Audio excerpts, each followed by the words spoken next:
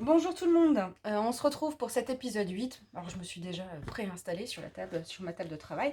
J'ai toujours mon organiseur, mes organiseurs à 5 si je veux retrouver des tampons et tout ce qu'il me faut. J'ai bien avancé dans l'épisode précédent au niveau de mon album, donc là concrètement, je vais commencer à animer mon album, raconter mon histoire avec mes photos, mes textes, etc. Lorsque j'ai monté cette phase-là, j'ai vu d'autres choses. On peut changer d'idée aussi au fur et à mesure qu'on avance dans un album. On peut rajouter des choses ou on a pensé à des petites idées pour la déco. Donc ça, c'est toujours possible. Alors, cette organisation-là que je fais avec cet album-là, j'ai ma fiche projet, bien sûr, qui me permet de retrouver très facilement du matériel que je vais utiliser principalement dans mon album. Par contre, étant donné que j'ai tout mon matériel est à disposition. Vous voyez, je bouge pas beaucoup en fait quand je fais cet album-là. J'ai tout de suite, je me tourne, j'ai mes tampons, je me tourne sur la gauche, j'ai mes encres, mes die sont derrière moi, ma machine est à portée de main, etc. Donc, j'ai pas forcément besoin là, dans la réalisation de cet album-là, de préparer des fiches à l'avance, de mettre de côté des fiches pour pouvoir retrouver mon matériel tout de suite. J'ai mes organiseurs, si je veux trouver un tampon, c'est ce que je vais faire dans cet épisode-là, je vais le chercher, je vais le trouver, je vais l'utiliser, je vais le ranger tout de suite. Dans le deuxième album, je vais vous montrer une façon différente et qui rejoint ce que je vous ai expliqué déjà dans les vidéos précédentes, c'est que je vais mettre des fiches de côté. Et vous verrez que quand vous êtes, voilà, pas du tout à côté de votre matériel, sur la table de votre salon, etc.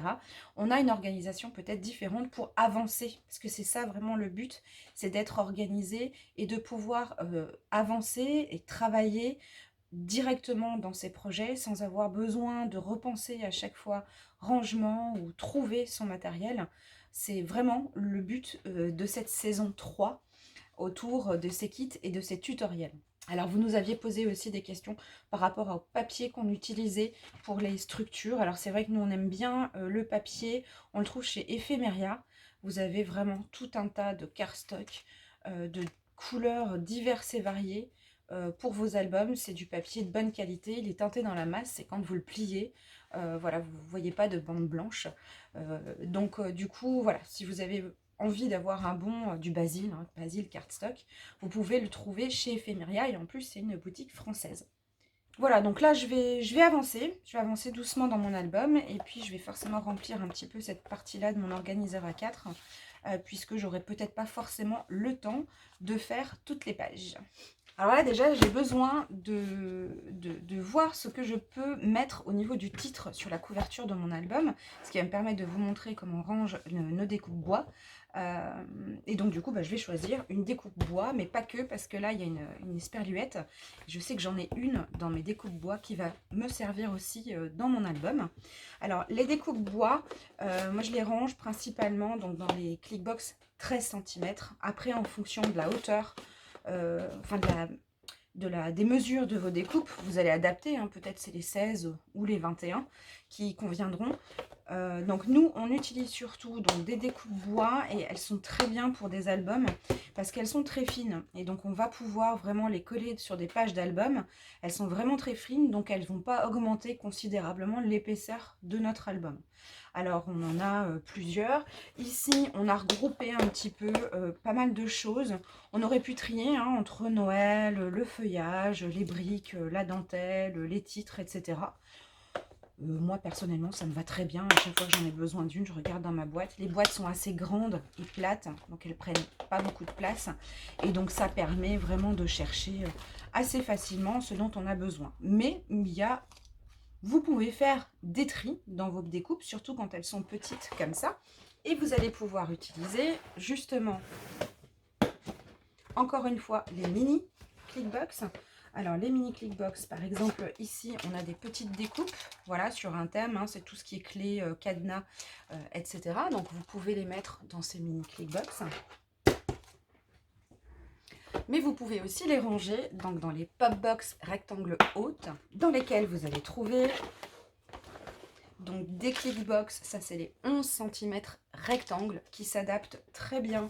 Alors, attendez, je vais un petit peu plus centrer. Voilà, qui s'adaptent très bien dans ces pop box. Donc vous avez des hautes et des maxi hautes et vous allez pouvoir rassembler vos découpes Vous allez pouvoir les trier si vous le souhaitez et tout avoir au même endroit. Et vous allez pouvoir aussi les ranger. Alors là, encore une fois, c'est toujours en fonction de la quantité, de l'utilisation que vous faites. Souvent, vous nous demandez, je ne sais pas quelle taille prendre. Là, il va falloir, on ne peut pas répondre à votre place. Il faudrait qu'on vous pose vraiment beaucoup de questions ou qu'on soit avec vous dans votre quotidien pour voir un petit peu comment vous vous organisez. Mais pour les tampons, par exemple, on nous dit quelle taille choisir. Là, vous voyez bien, je suis à mon plan de travail. J'ai mes boîtes à disposition. Je peux les mettre comme des CD finalement dans des étagères. J'ai pas besoin de les mettre dans un autre contenant puisque je suis à côté, donc j'ai pas vraiment besoin de m'organiser de cette façon-là. Par contre, si je suis sur la table de mon salon et que j'ai mon matériel dans un autre endroit, là, je vais forcément réfléchir différemment. Je vais prendre des choses peut-être plus faciles pour moi à transporter, etc. Donc là, on a les pop-box rectangles avec les mini clipbox rectangles. Voilà, donc là, les hautes et les maxi hautes, ici, et les maxi hautes. Donc, par exemple, on met une maxi haute, 4 rectangles, 4 hautes, pardon, 6 hautes, on peut mettre 4 maxi hautes dans une boîte. Et puis, vous voyez, on peut vraiment jongler avec les différentes pop box. Et au niveau du tri, si on a du nouveau matériel qui arrive ou du matériel qui sort, qui part, on vide des boîtes, on va pouvoir jongler entre tous ces différents rangements et nous organiser justement en fonction de ce qui bouge dans notre matériel. C'est pour ça qu'on préfère, on nous demande souvent, vous n'avez pas des boîtes compartimentées, c'est pas ce qu'on privilégie. Pourquoi? Parce que dans les boîtes voilà, moulées, compartimentées, quand des choses se vident ou quand on veut réorganiser un petit peu notre boîte, on est obligé de tout sortir. C'est pas très facile et c'est pas très agréable non plus de jongler avec tout ça. En plus, quand on a besoin de partir à l'extérieur, on ne va pas s'amuser à ramener tout ce qu'on a. Ça permet vraiment de mettre, voilà, en fonction de ce que j'ai besoin, je vais mettre voilà, les boîtes qui contiennent ce que j'ai envie d'utiliser. Dans les pop box, c'est facilement transportable quand vous êtes sur la table de votre salon ou dans vos sacs de transport aussi. Et quand vous revenez, il est très facile après de réagencer ou de réorganiser vos boîtes en fonction de. Donc là, vraiment, choisissez en fonction du type de matériel, de la quantité en votre possession. Et de toute façon, tout est toujours modulable. On est sur du consommable. À un moment donné, les boîtes se vident petit à petit. On a d'autres matériels qui arrivent. Donc, il faut vraiment avoir une solution modulable et qui s'adapte à tout le monde.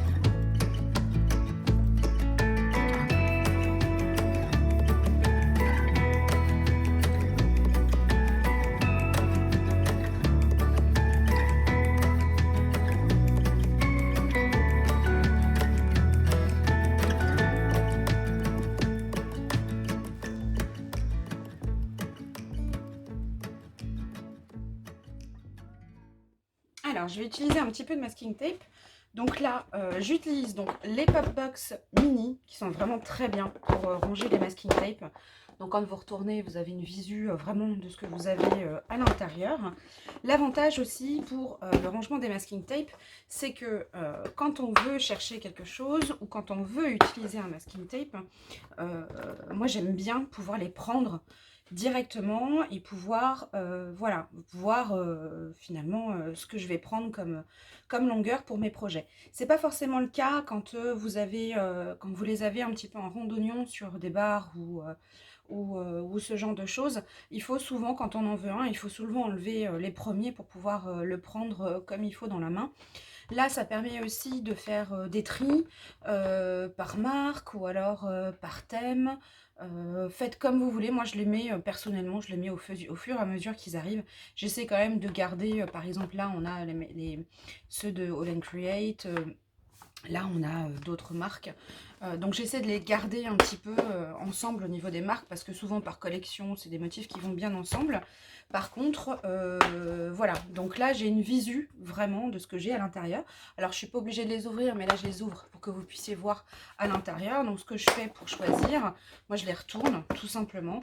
Et puis, je regarde où sont situés les masking tapes que je souhaite utiliser. C'est pratique aussi lorsque vous avez à aller à l'extérieur. Donc vous ne changez pas de contenant lorsque vous partez en extérieur dans une association, une crop, etc. Ça vous permet de mettre dans une boîte les masking tapes que vous allez utiliser en fonction du projet, en fonction de tout ça. Et vous partez qu'avec une seule Popbox mini dans vos affaires. C'est toujours plus agréable que d'avoir à transporter une boîte pleine, remplie de choses que l'on ne va de toute façon pas utiliser. Lorsque vous êtes aussi sur la table de votre salon, vous pouvez très bien mettre des masking tape qui pourraient vous servir donc pour un seul projet ou pour moi pour les trois. Et donc du coup, ce sera ma boîte masking tape que je vais utiliser dans les prochaines semaines pour tous mes projets.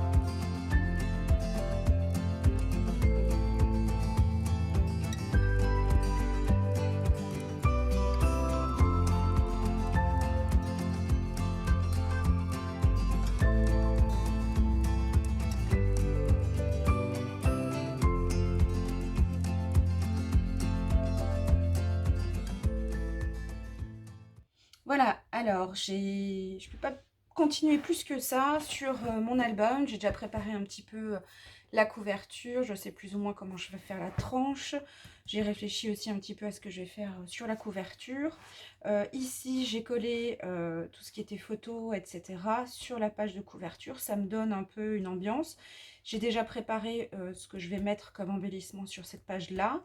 J'ai réfléchi aussi à ça et je dis j'ai réfléchi tout simplement parce que j'ai fait des tamponnages supplémentaires aussi, alors sur le papier aquarelle mais aussi sur le papier imprimé.